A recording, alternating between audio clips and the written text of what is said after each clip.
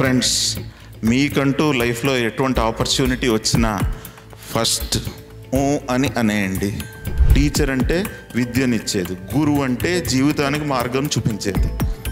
So నువ్వు teacher అవ్వగలిగావు కానీ గురువు అవ్వలేకపోయావు అని చెప్తాడు. సో మనం అర్థం చేసుకోవాల్సింది ఏంటంటే, మనం ఎవరికైనా ఏమైనా ఇచ్చేటప్పుడు వాళ్ళ లైఫ్కి ఉపయోగపడుతుందా అని చూడడం, అది ఎంతో హ్యాండ్ హోల్డింగ్గా అందంగా వాళ్ళ లైఫ్లో ముందరికి వెళ్ళేటట్టుగా ఇవ్వడం అనేది అవసరం అని అక్కడ కృష్ణుడు మన ద్రోణాచార్యుల వారికి చెప్తారు.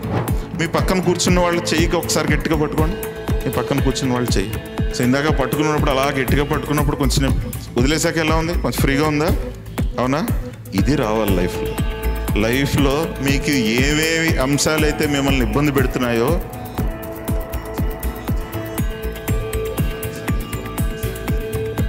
అది విధులేయగలగాలి. అప్పుడే ఇందాక నేను చెప్పిన కరుణ ఆర్ ప్రేమ రాగలుగుతుంది.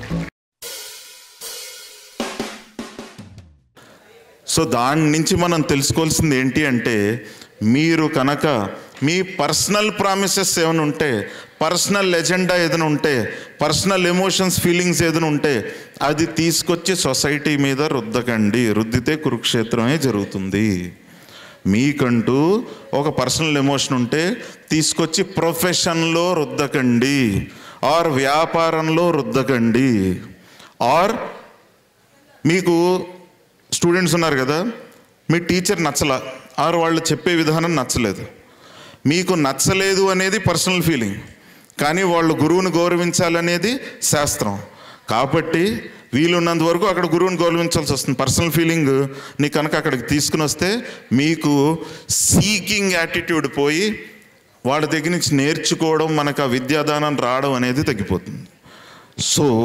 గుర్తుంచుకోవాల్సిన విషయం ఇదే చెప్తారు. మళ్ళీ రాను రాను ఎంబీఏలో పీజీ చదువుకునే వాళ్ళకి రాను రాను తెలుస్తుంది. First lesson, personal goals and organisational goals should not be one and the same అని. అందు గురించి ఈవెన్ నా వృత్తిలో కూడా ఎప్పుడైనా నా క్లయింట్ ఏదైనా ఎఫెక్ట్ అయ్యారు అంటే చాలాసార్లు నేను సారీ చెప్పడానికి వెనకండి. ఎందుకు వెనకండి అంటే అది నా వృత్తి, నా పర్సనల్ ఫీలింగ్, నా అహంకారం. ఏంటి నేను సారీ చెప్పడం అని, దాన్ని నా వృత్తిలోకి రానివ్వను. కొట్టండి, పర్వాలేదు, చప్పట్లు కొట్టచ్చు. సో ఫ్రెండ్స్, భీష్ములు వారి దగ్గర నుంచి మనం నేర్చుకోగలిగింది ఏంటంటే, ఎప్పుడైనా ఇంట్లో తీసుకున్న నిర్ణయాలు, మీ పర్సనల్ నిర్ణయాలు, మీ పర్సనల్ జీవన విధానానికి సంబంధించినవి తీసుకొచ్చి బయట షోయింగ్ ఆఫ్ చేయమాకండి. అది అక్కడ నేర్చుకోవాల్సింది. అలాగే ద్రోణాచార్యులు వారు అడుగుతారు, ఏమిటి కృష్ణ, నన్ను దేహత్యాగం చేయమని చెప్తున్నావు, అస్త్రత్యాగం చేసి దేహత్యాగం చేసి నువ్వు ఇంక బయలుదేరమని చెప్తున్నావు, నేను ఏం తప్పులు చేశాను, ఎప్పుడు ధర్మంగానే బతికాను కదా అంటారు ద్రోణాచార్యుల వారు. నువ్వు ధర్మంగా బతకడం ఏంటి, నువ్వు చేసిన తప్పులు అన్నీ కాదు అని చెప్పని అంటారు. ఆయన చేసిన తప్పులు ఏంటి చెప్పిన ద్రోణాచార్యుల వారు, మనకి దీని నుంచి ఒక్కొక్క క్యారెక్టర్ నుంచి నేర్చుకునేవన్నీ మన లైఫ్లో ఉపయోగపడేవి. ఏం చెప్తారంటే ద్రోణాచార్యుల వారు, కృష్ణుడు ఏమంటాడంటే, నువ్వేం చేసావు, వెళ్ళి ద్రుపదుడితో గొడవ పెట్టుకుని, ద్రుపదుడు ఆయన నిన్ను గెటౌట్ అంటే ఆయన దర్బార్ నుంచి కోపం పెట్టేసుకుని లోపల వెళ్ళి ఎలాగైనా ద్రుపదుడికి నేను మంచి గుణపాఠం నేర్పాలి అన్న ఉద్దేశంతో నువ్వు వెళ్ళి కౌరవులు పాండవులకి శిక్షణ ఇచ్చి వాళ్ళతో ఏమని చెప్పావు, విద్యా దానం చేస్తున్నాను అని చెప్పావు. ఎవరైనా టీచ్ చేసేవాళ్ళకి పనికొచ్చేది. విద్యాదానం చేస్తున్నాను అని చెప్పి 12 సంవత్సరాల పాటు వాళ్ళకి సకల కళలు నేర్పిన తర్వాత నాకు గురుదక్షిణగా కావాలి అని అడిగావు. ద్రుపదుడిని బంధించి తీసుకురావడం అంటే దానం అంటే ఏంటి? ఏమైనా ఆశిస్తావా? దానం అంటే ఏదైనా ఆశించేది కాదు కదా. ఆశించకూడదు వాస్తవంగాను. విద్యాదానం చేస్తున్నానని చెప్పాడు కాబట్టి. కానీ ఆయన ఏం చేశాడు, విధికి విపరీతంగా, శాస్త్రానికి విరుద్ధంగా ఆయన చేసిన పని ఏంటంటే, వెళ్ళి బాబు ఆ ద్రౌపదిని బంధించి తీసుకురండి, నా గురుదక్షిణగా భావించండి అని చెప్పి ఛార్జ్ చేశాడు. ఎప్పుడైనా గుర్తుంచుకోవాల్సింది, అది తప్పని చెప్పి కృష్ణుడు చెప్తాడు. ఎప్పుడైనా గుర్తుంచుకోవాల్సింది, ఎవరికైనా ఏవైనా ఇస్తుంటే మళ్ళీ తిరిగి ఆశించద్దు. ఈయన విద్యాదానం చేస్తున్నానని చెప్పి దానం అని అనుకుని తిరిగి ఆశించడం ఏమంటారు, ఒక చేతితో దానం ఇస్తే రెండో చేతికి కూడా మనకి తెలియకూడదు అంటారు. సో అది చేసిన మొదటి తప్పు, నువ్వు చేసిన మొదటి తప్పు అంటారు అని చెప్పి కృష్ణుడు చెప్తాడు. అప్పుడు రిలీజ్ అవుతాడు ద్రోణాచార్యుడు, అమ్మా ఇంత తప్పు చేశానా నాకు తెలియకుండాను అని. మరి రెండో తప్పు ఏం చేశాను చెప్పు అంటాడు ద్రోణాచార్యుడు. అప్పుడు కృష్ణుడు చెప్తాడు, రెండో తప్ప అతివీర భయంకరమైన తప్పు చేశాను. ఏం చేసావంటే, ఆ ద్రుపదుడిని బంధించి తీసుకొచ్చిన తర్వాత అర్ధరాజ్యం నా కొడుక్కి ఇచ్చేసి, నా కొడుక్కి ఇమ్మని చెప్పి పట్టాభిషేకం చేసావు. నీ కొడుక్కి ఇంతకాలం నువ్వు నేర్పిన విద్యలు, ఇంక్లూడింగ్ బ్రహ్మాస్త్ర ప్రయోగంతో పాటు నేర్పిన ప్రతి విద్యని కూడా, ఆ విద్యని తన నమ్ముకుని తన పైకి వచ్చేటట్టుగా చెయ్యకుండా నువ్వే బోళ్ళు రాజ్యాన్ని తనకిచ్చావు, ఆస్తిని కూడబెట్టించావు. అది నువ్వు చేసిన రెండో తప్పు అంటాడు. అంటే దాని నుంచి మనం తెలుసుకునేది ఏంటంటే, మనము ఇక్కడ పేరెంట్స్ కూడా ఉన్నారు, పెద్దవాళ్ళు కూడా ఉన్నారు కాబట్టి మనము వాళ్ళకి ఏదైనా మనం స్కిల్ ఇచ్చిన తర్వాత పిల్లలకి వాళ్ళ లైఫ్లో ఎదగడానికి మనం బోల్డ్ టైం ఇన్వెస్ట్ చేస్తాం, మనీ ఇన్వెస్ట్ చేస్తాం, మనం నేర్చుకున్న అనుభవాలన్నీ షేర్ చేస్తాం. అలా చేసిన తర్వాత వాళ్ళకి ఏదో ఆస్తులు కూడబెట్టాలనే అత్యాతృత అనవసరం అని మనం తెలుసుకోవాలి.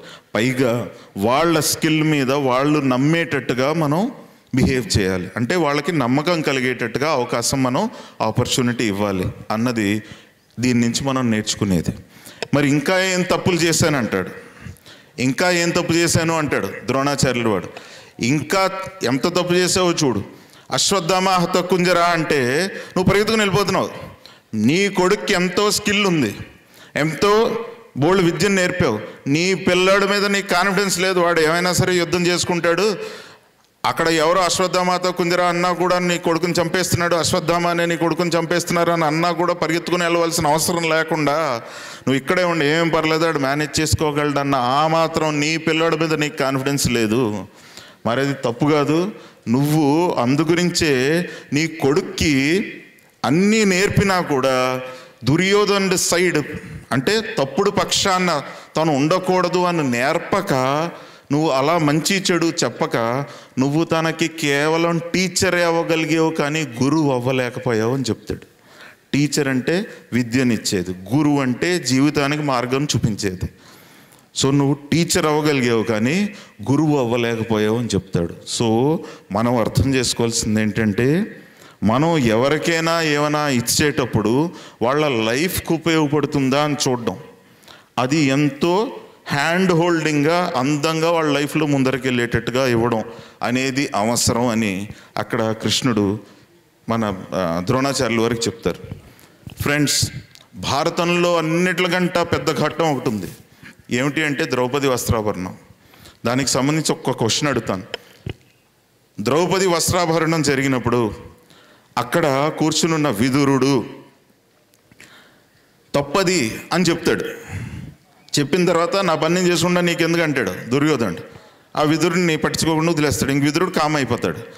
అలాగే ధృతరాష్ట్రుడు కామ్గా ఉంటాడు. అలాగే భీష్ముడు, ధృతరాష్ట్రుడు వాడు సంపాదించుకున్న, నా కొడుకు సంపాదించుకున్న ద్రౌపది అనే ఆస్తిని వాడు ఏం చేసినా కూడా వాడికి రైట్ ఉంది అని ఆయన, కాబట్టి రైట్ రాంగ్ చెప్పడమే నా ధర్మం అని చెప్పి నా ధర్మాన్ని నేను పాటిస్తున్నానని ఆయన కూడా అనుకుంటాడు. రాజుగారు నన్ను ఏమని అడిగితే నేను నోరు విప్పాలప్పటిదాకా నేను నోరు విప్పకూడదు అని చెప్పి భీష్మాచార్యుల వారు కూడా నా ధర్మాన్ని నేను పాటిస్తున్నానని చెప్పి, నా ప్రామిస్, మా ఫాదర్కి చేసిన ప్రామిస్ నేను ఫుల్ఫిల్ చేస్తున్నానని ఆయన కామ్గా ఉంటాడు. తర్వాత రాజగురు కృపాచార్యుల వారు నా కొలువులోకి వచ్చి నన్ను అడిగితేనే నేను సలహా ఇవ్వాలి, లేకపోతే ఇవ్వకూడదు, అదే నా ధర్మం అని నా ధర్మాన్ని పాటిస్తున్నాను అనుకుంటాడు. మిత్రధర్మాన్ని పాటిస్తున్నానని కామ్గా ఉంటాడు కర్ణుడు. ప్రతి ఒక్కరూ అక్కడ, అశ్వత్థామ కూడా మిత్రధర్మం అంటాడు, కామ్గా ఉంటాడు. ద్రోణాచార్యులు వాడు కొడుకు పట్ల ప్రీతి కొద్దీ కామ్గా ఉంటాడు. ఎవడికి వాడి ధర్మం పాటిస్తున్నారు అనుకుంటే అధర్మం ఎలా జరిగింది? మరి చీర విప్పేసి బట్టలాగేయడం అధర్మమే కదా. ఎవరికి వారి ధర్మం పాటిస్తున్నారంటే అక్కడ ఆ కౌరవ సభలో అధర్మం ఎలా జరిగింది? ఆ ప్రశ్నకు సమాధానం మనం ఆలోచిస్తే ఎలా జరిగిందంటే, ఎవడి ధర్మాన్ని వాడు పాటించాడు కానీ ఎవడి ధర్మంలోనూ కరుణ ఆర్ ప్రేమ లేదు.